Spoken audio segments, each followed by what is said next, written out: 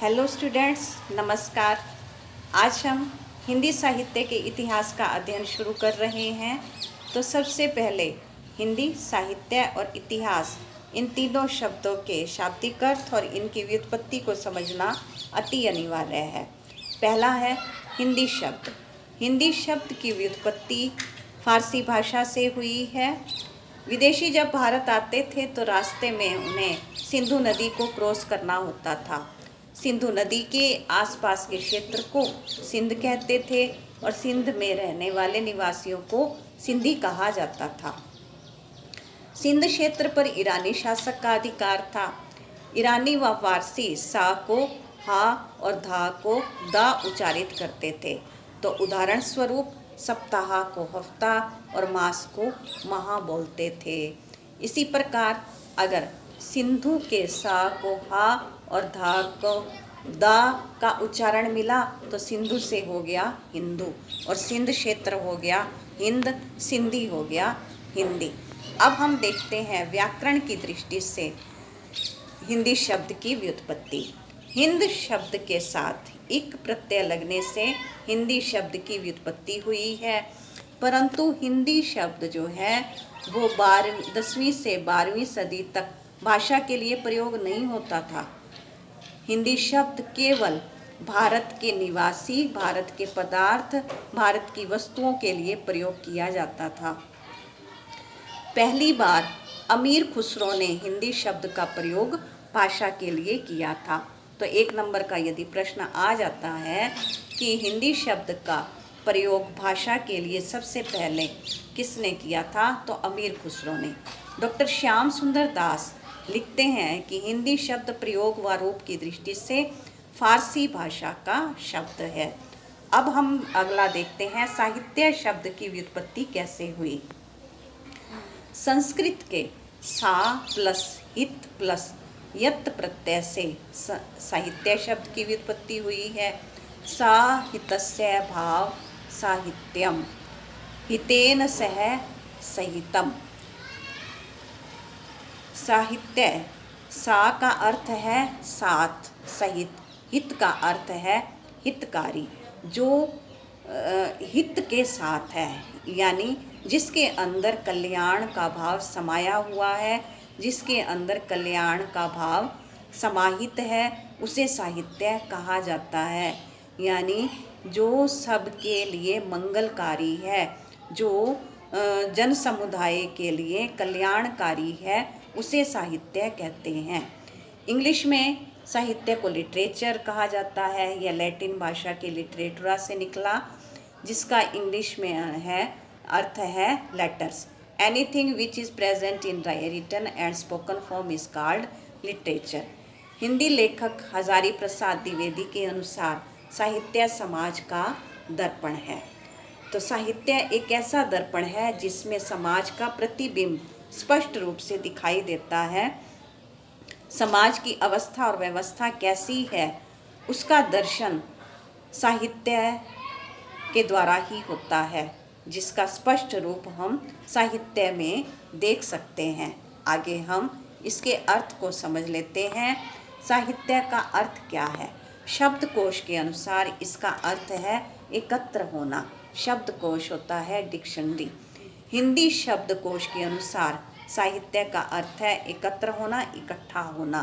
क्या एकत्रित है यहाँ पर? गद्य व पद्य के वे कल्पना प्रसूत ग्रंथ जिनमें ज्ञान संबंधी हितकारी स्थायी विचार लिखे होते हैं, वो साहित्य कहलाते हैं। जिनके अंदर काव्य, कविताएं या लेख लिखे हुए होते हैं, उनका संग्रह किया हुआ होता है, और वो जो संग्रह है वो ज्ञान युक्त होता है, कल्याणकारी होता है, और जो स्थायी रूप में लिखा हुआ होता है वो साहित्य कहलाता है। इसको हम विस्तृत रूप में थोड़ा सा देख लेते हैं। ऐसी रचना जो हितकारी है वो साहित्य है। जिसमें गद्य व पद्य का समूह हो वो साहित्य है। शब्द व अर्थ, विचार व भाव का आपस में भाव साहित्य कहलाता है।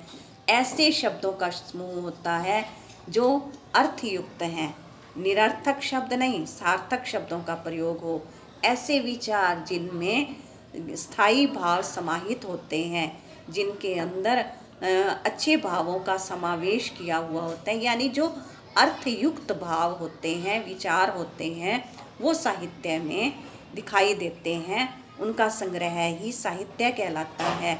अब विशेष साहित्य के अंदर किसी जाति और तत्कालीन वातावरण और उस काल का वर्णन किया हुआ होता है, जिसमें जाति, वातावरण और समय का विशेष वर्णन हो। एक भी हो सकता है, दो का भी हो सकता है और तीनों का इकट्ठा भी हो सकता है, क्योंकि एक का अगर वर्णन होगा, जाति का अगर वर्णन किया जा रहा है तो वातावरण अपने आप ही उसमें आ जाएगा, समय का भी वर्णन होगा। लेकिन जाति को फोकस किया जा रहा है तो वातावरण और समय को अगर गौण रूप में रखा गया है, इस प्रकार से समाहित तो ये तीनों ही होंगे, लेकिन मुख्य एक पक्ष को रख लिया जाता है जिसमें लोकहित संबंधी स्थायी विचार सुरक्षित रहते हैं, वो साहित्य कहलाता है। ज्ञान राशि के संचित कोश को साहित्य कहते हैं, जिसमें हमें बहुत सारी जानकारियाँ प्राप्त होती हैं। ज्ञान राशि कोश भी खजाना होता है, जिसमें ज्ञान का भंडार हो, ज्ञान का खजाना जिसमें समाया हुआ हो, वो साहित्य कहलाता है। अब हम देखते हैं साहित्य का विकास कैसे हुआ। साहित्य का विकास काव्य साहित्य से हुआ, क्योंकि साहित्य को काव्य भी कहा जाता है। तो काव्य की दृष्टि से अगर हम देखें तो साहित्य के दो भेद हैं, श्रव्य काव्य और दृश्य काव्य। अब श्रव्य काव्य का क्या अर्थ है? जिनको पढ़कर या सुनकर समझा जाता है, यानी जिनका पढ़कर या सुनकर आनंद लिया जाता है, उनको श्रव्य काव्य कहा जाता है। यानी सुनने योग्य रचनाएं श्रव्य काव्य के अंतर्गत आती हैं। उसमें है कहानी, उपन्यास और प्रहसन। दृश्य काव्य जिनको हम देख भी सकते हैं और सुन भी सकते हैं। श्रव्य काव्य में जैसे आप ये समझो कि ऑडियोज़ आ जाते हैं या एफएम या रेडियो होते हैं जैसे, और दृश्य के अंदर होता है जिन्हें हम देख सकते हैं। जैसे ऑडियो विजुअल होता है तो वीडियोज़ होते हैं, जिसमें वो दृश्य काव्य के अंतर्गत है। जहाँ नाट्य संबंधी विधाएं जिनको रंगमंच पर अभिव्यक्त किया जाता है, जिनको दर्शाया जाता है, जिनका चित्रण किया जाता है, उनको दृश्य काव्य कहते हैं। तो उदाहरण के रूप में वो नाटक हैं, एकांकी हैं, पिक्चर्स हैं, फिल्में हैं, तो ये सब दृश्य काव्य के अंतर्गत है। लेकिन इनमें दृश्य भी है, इनको देख भी सकते हैं और इनको सुन भी सकते हैं। श्रव्य काव्य में केवल उनको सुना जाता है। आगे अब हम देखते हैं शैली की दृष्टि से साहित्य के तीन भेद हैं, गद्य, पद्य और चंपू काव्य। तो सबसे पहले साहित्य पद्य रूप में लिखा गया। पद्य अर्थात कविता के रूप में, क्योंकि पद्य कम लिखा जाता है, लेकिन उसके अंदर जो समझानी दी जाती है वो अधिकतम होती है। लिखित रूप सूक्ष्म होता है और उसके अंदर जो अर्थ भाव समाये हुए होते हैं वो विस्तृत रूप से होते हैं, तो पद्य कविता है। गद्य जो लिखित रूप में भी विस्तार से लिखे जाते हैं, उनको अध्याय या पाद में विभक्त किया जाता है, ये गद्य कहलाते हैं। इसके अंदर जैसे कहानी है, उपन्यास हैं, पद्य में कविताएं हैं। चंपू होते हैं जिनमें गद्य व पद्य का मिश्रित रूप हो। ऐसी अभिव्यक्ति, ऐसा वर्णन जिनमें लेख भी हैं और साथ में थोड़ी कविता का भी स्वरूप उसमें डाल दिया जाता है, जो काव्य की भी एक रचना का दृश्य दिखाई देता है, तो वहाँ गद्य और पद्य का मिश्रित रूप दिखाई देता है, उसे चंपू काव्य कहा जाता है। अब हम पद्य को विस्तृत रूप से समझते हैं। पद्य के दो भेद हैं, प्रबंध काव्य और मुक्तक काव्य। प्रबंध काव्य का अर्थ है ऐसी छंदबद्ध रचना जिसमें शुरू से अंत तक एक ही कथा होती है, एक ही कहानी को आधार बनाया हुआ होता है, उसका वर्णन किया जाता है काव्य के रूप में, वो प्रबंध काव्य कहलाती है। मुक्तक काव्य वो रचना है जो स्वयं में पूर्ण और स्वतंत्र होती है, उसे मुक्तक काव्य कहते हैं। यानी जिसका संबंध पिछले और अगले के साथ नहीं होता है। प्रबंध काव्य में ऐसा होता है कि जो रचना चल रही है, यानी कि एक पैराग्राफ लिखा गया, एक कविता लिखी गई, उसी से संबंधित अगला पद होगा, उसमें पिछले पद को आधार बनाया हुआ होगा। लेकिन मुक्तक काव्य में वो आधारहीन होती हैं, क्योंकि जैसे कबीर के दोहे हैं, बिहारी के दोहे हैं, एक दोहे का संबंध पिछले दोहे से नहीं होता है, वो स्वतंत्र रूप से होता है। अगले दोहे का भी स्वरूप वो अलग होता है। लेकिन प्रबंध काव्य में जो पहले लिखा गया है, जो लिखा जा रहा है और आगे भी जो लिखना है, उन तीनों का आपस में कहीं ना कहीं संबंध होता है। वो ऐसी रचना को प्रबंध काव्य कहा जाता है। आगे हम देखते हैं प्रबंध काव्य के दो भेद हैं, खंड काव्य और महाकाव्य। खंड काव्य जिसमें मानव जीवन के किसी एक पक्ष का चित्रण होता है, यानी किसी एक व्यक्ति के जीवन के से जुड़ी हुई एक महत्वपूर्ण घटना का, एक महत्वपूर्ण पक्ष का वर्णन किया जाता है। जैसे मैथिली शरण गुप्त का पंचवटी, उसमें एक पक्ष को विस्तार मिला है। और महाकाव्य होता है जिसमें मानव के संपूर्ण जीवन का उद्देश्यपूर्ण चित्रण होता है। एक व्यक्ति, उसके संपूर्ण जीवन की कहानी जो प्रस्तुत की जाती है, वो महाकाव्य के अंदर आती है। तुलसीदास का रामचरितमानस इसका स्पष्ट उदाहरण है, मुख्य उदाहरण है। आगे अब हम देखते हैं कि गद्य में क्या आता है। गद्य वाक्यबद्ध विचारात्मक रचना है। इसे मस्तिष्क की भाषा भी कहा जाता है, कि जो वाक्यों में लिखी जाती है। जो पद्य है वो छंदबद्ध रचना है, जो छंद में रस अलंकार से युक्त होगी, जो लय युक्त होगी, जिसके अंदर सुर होगा, गीत होगा। लेकिन गद्य के अंदर वो लय नहीं होती है, ये वाक्य में बंधी हुई रचना होती है। यह मस्तिष्क की भाषा है। और पद्य दिल के भावों की भाषा है। इसमें मस्तिष्क को मुख्य रखा गया है, उसमें दिल की भावनाओं को विशेष रखा जाता है। तो गद्य वाक्यबद्ध विचारात्मक रचना, इसे मस्तिष्क की भाषा कहा जाता है। अब गद्य में कितने भेद हैं? गद्य का अगर हम वर्गीकरण कर लेते हैं तो इसमें हम देखते हैं मुख्य विधाएं जो गद्य की है, निबंध, कहानी, उपन्यास, नाटक, एकांकी, आलोचना, ये सभी गद्य के अंतर्गत हैं। और गौण विधा जो छोटे रूप में प्राप्त होते हैं, जैसे रेखा चित्र, संस्मरण, जीवनी, आत्मकथा, रिपोर्टाज, यात्रा वृत्तांत, पत्र साहित्य, डायरी लेखन, भेंट वार्ता आदि, ये सभी गौण विधाओं में हैं और ये होते हैं गद्य में। आगे अब हम देखते हैं चंपू काव्य। चंपू काव्य क्या है? जिसमें गद्य और पद्य दोनों का मिश्रित रूप प्राप्त होता है, उसे चंपू काव्य कहा गया है। अब इसके दो भाग हैं, ये दो भागों में विभाजित है, आख्यानक गीत, प्रगीत। आख्यानक गीत और प्रगीत, इसमें गद्य के माध्यम से किसी भावपूर्ण विषय की काव्यात्मक अभिव्यक्ति होती है।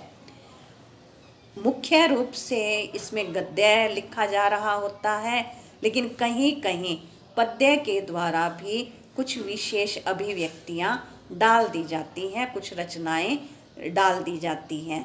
आख्यान गीत कौन से होते हैं? इसमें पद्य शैली में लघु आख्यान या कथा वर्णित होती है। जैसे पद्य कविता के रूप में थोड़ा सा पक्ष रख दिया जाता है, एक छोटी सी घटना, छोटी सी कहानी को प्रस्तुत कर दिया जाता है सिर्फ पद्य के रूप में। प्रगीत भी क्या है? काव्य की यह रूप शैली, गीतात्मकता आत्मपरकता और लयात्मकता से पूर्ण होती है। यानी इन दोनों में पद्य का सूक्ष्म भाव समाया हुआ होता है, जो गीत से संबंधित होती है, जिसमें लय होती है। अब आगे की ओर बढ़ते हैं हम। इतिहास शब्द की व्युत्पत्ति। इतिहास शब्द जो है वो इति प्लस हा प्लस आ के मेल से बना है। इति का अर्थ है ऐसा ही, हा का अर्थ है निश्चित रूप से, आस का अर्थ है था। ऐसा ही निश्चित रूप से था, कभी था, यानी भूतकाल में जो ऐसा था उसको इतिहास का। शाब्दिक अर्थ ऐसा ही था, यथावत, ऐसा ही हुआ। कालक्रम, कालक्रम जिसमें प्राचीन समय को लेकर के वर्णन किया जाता है, जिसमें काल को मुख्य रखा जाता है, समय को आधार बनाया जाता है, तो उसे इतिहास कहा जाता है। जिससे हमें कुछ सीखने को मिलता है, जो पूर्व में घटित हो चुका है और अब कुछ पूर्व को आधार बनाकर अब हमें कोई ज्ञात कराना चाहता है, कुछ विशेष जानकारी देना चाहता है, उसे इतिहास कहा। परिभाषा में अगर हम देखें, तथ्यों का वर्णन, विश्लेषण जो काल के अनुसार हो वो इतिहास कहलाता है। कि जिसमें तथ्यों का वर्णन हो और जो विश्लेषण किया गया हो और जो समय के अनुसार हो, समय को आधार बना करके जो वर्णन किया गया हो, वो इतिहास कहलाता है। अब इतिहास की पद्धतियां अगर हम देखें तो क्या होता है, उसमें वर्णानुक्रम, इसमें वर्ण पहले होते हैं। यानी कि जैसे क ख ग, तो उसमें सबसे पहले का के नाम वाले आ जाएंगे, का के वर्ण वाले आ जाएंगे। जैसे कबीर थे भक्ति काल के और केशव है रीति काल के। भक्ति काल पहले आया, रीति काल बाद में आया। लेकिन अगर हम वर्णानुक्रम देखें, इतिहास को अगर हम उठाएं तो कबीर आएंगे और कबीर के साथ केशव भी होंगे। लेकिन अगर हम कालानुक्रम से देखें कि इसमें रचनाकार के समय को आधार मानते हैं, यानी उनके समय को आधार बनाया जाता है। इसमें विधेयवादी वेन तेन, यानी इसमें जाति, वातावरण व क्षण का समावेश होता है। क्षण अर्थात समय का समावेश होता है, जिसमें जाति को आधार बनाया जाता है, वातावरण का वर्णन किया जाता है और उस समय पे क्या हो रहा था उसका भी विशेष वर्णन किया जाता है, वो इतिहास कहलाता है। वर्णाक्रम हमने समझ लिया, जो वर्णों के अनुसार यानी क ख ग के अनुसार जो अल्फ़ाबेट से होते हैं, कालक्रम के अनुसार जो समय के अनुसार होगा, गिनती के अनुसार होगा, जो पहले और बाद में वो अलग अलग लिया जाएगा। चाहे वो अगर समय के अनुसार है नाम, चाहे कुछ भी हो। अब हिंदी साहित्य के इतिहास को अगर हम देखें, इसका हम काल विभाजन करें तो 3 काल हैं, आदिकाल, मध्यकाल और आधुनिक काल। आदिकाल, मध्यकाल और आधुनिक काल। आदिकाल का जो समय है विक्रम संवत 1050 से 1375, विक्रमी संवत 1375 से 1900 ये मध्यकाल है। आधुनिक काल 1900 से लेकर के अब तक है। विक्रम संवत और ईस्वी में क्या अंतर है वो आपको बता देंगे। इसमें विशेष इतना जान लेते हैं कि इसमें 57 साल का अंतर होता है, 57 साल प्लस कर दिए जाते हैं। आदिकाल वीरगाथा काल, आदिकाल को वीरगाथा काल भी कहा जाता है। और अगर हम इसको देखें कि जब ये आदिकाल चला तब अपभ्रंश काल था और उस समय उसको अपभ्रंश काल या प्राकृत आभास काल भी कहा जाता है। और फिर इसको जब नाम मिला है वीरगाथा काल, वो 1250 से 1375 तक रहा वीरगाथा काल के नाम से। वैसे ये पूरा ही वीरगाथा काल इसको कहा जा सकता है, परंतु ये थोड़ा सा एक अच्छी तरह से समझने के लिए कि प्रारंभिक काल को अपभ्रंश काल या प्राकृताभास काल कहा, और फिर जो आदि काल का अंतिम पार्ट था कि जब वो मध्यकाल शुरू होने वाला था, और मध्यकाल शुरू होने से पहले का जो समय था उसे वीरगाथा काल कहा है। आगे है भक्ति काल, जिसको मध्यकाल कहा है। मध्यकाल के भी पूर्व काल और उत्तर काल को यहाँ पर हम समझेंगे कि जब मध्यकाल शुरू हुआ और जब मध्यकाल अंत का अंत हुआ, तो उसका भी वर्गीकरण किया हुआ है। यहाँ हम देखते हैं पूर्व मध्यकाल जो है उसको भक्ति काल कहा गया है। विक्रम संवत 1375 से 1700 तक का माना जाता है पूर्व मध्यकाल, जिसको भक्ति काल कहा, उत्तर मध्यकाल जिसको रीति काल कहा गया है। भक्ति काल में दो धाराएं प्रवाहित हुई, निर्गुण काव्य धारा और सगुण काव्य धारा। निर्गुण काव्य धारा के आगे दो पार्ट हुए। अब यहाँ हम देखेंगे भक्ति काल के दो पार्ट हुए। पहले मध्यकाल के दो पार्ट हुए, भक्ति काल, रीति काल। फिर मध्यकाल, पूर्व मध्यकाल, भक्ति काल के दो पार्ट हो रहे हैं, निर्गुण काव्य धारा और सगुण काव्य धारा। निर्गुण काव्य धारा को ज्ञान आश्रयी काव्य धारा, ज्ञान मार्गी शाखा, संत काव्य धारा भी कहा जाता है। इसमें अगर प्रश्न आ जाता है निर्गुण काव्य धारा की विशेषताएं बताएं, तो उसमें हमें अलग से भी ये पूछ सकते हैं कि ज्ञान मार्गी शाखा या संत काव्य धारा आ जाए, तो इसमें हमें कंफ्यूज नहीं होना है। संत काव्य धारा को ही ज्ञान आश्रयी काव्य धारा कहा जाता है। अब यहाँ हम देखते हैं जो निर्गुण काव्य धारा का दूसरा पार्ट है वो प्रेम आश्रयी काव्य धारा, प्रेम मार्गी शाखा, सूफी काव्य धारा। अगर ये प्रश्न आ जाता है कि सूफी काव्य धारा की विशेषताएं बताएं, तो यही प्रेम मार्गी काव्य धारा भी है। अब निर्गुण काव्य धारा के, संत काव्य धारा के प्रतिनिधि कवि जो हैं जिन्होंने इसे प्रारंभ किया था वो हैं संत कबीर। अब सूफी काव्य धारा को आरंभ करने वाले हैं जायसी। सगुण काव्य धारा का हम देख लेते हैं।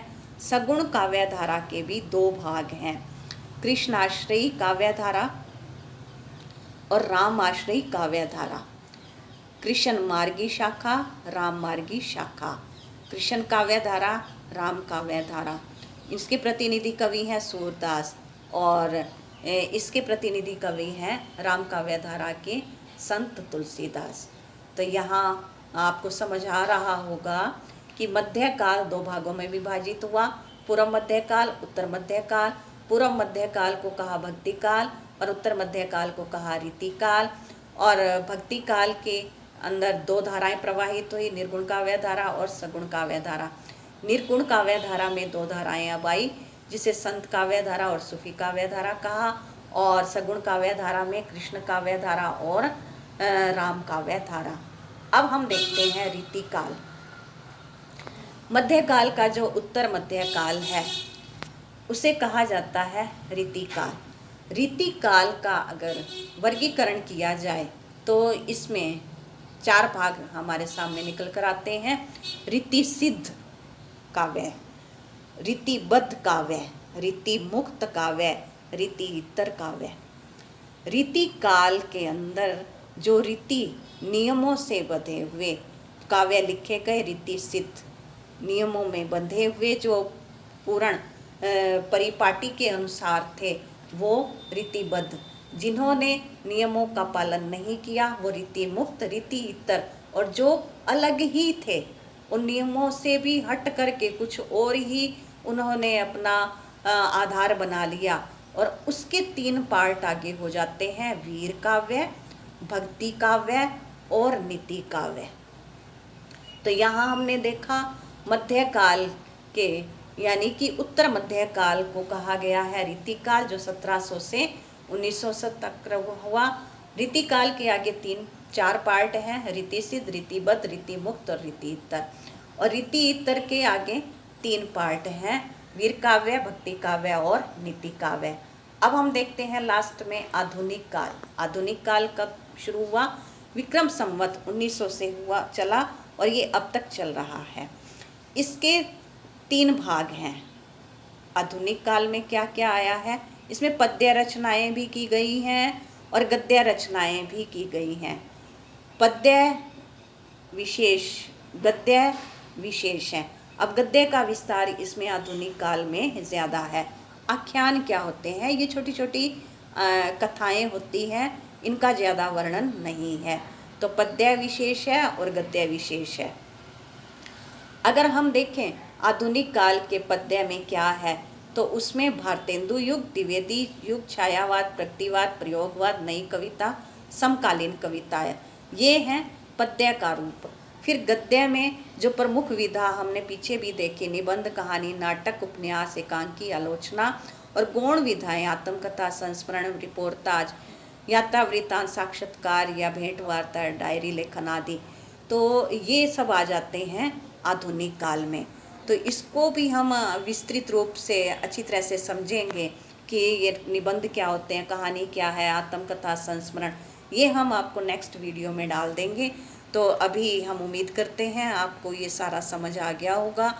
अब जो भी आपका ये प्रश्न आएगा, चाहे आपके पास आदिकाल का आ जाए, भक्ति काल का आ जाए या आधुनिक काल का आ जाए, तो जो हमारे 8 या 10 नंबर का प्रश्न आता है, दीर्घ लॉन्ग क्वेश्चन जो आते हैं, उसमें आपको इसका एक टेबल बनाना है।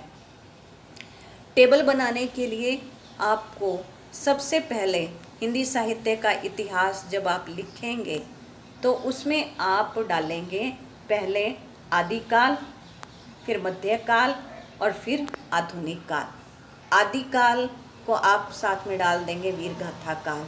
मध्यकाल को 2 भागों में विभक्त कर देंगे, पूर्व मध्यकाल, उत्तर मध्यकाल।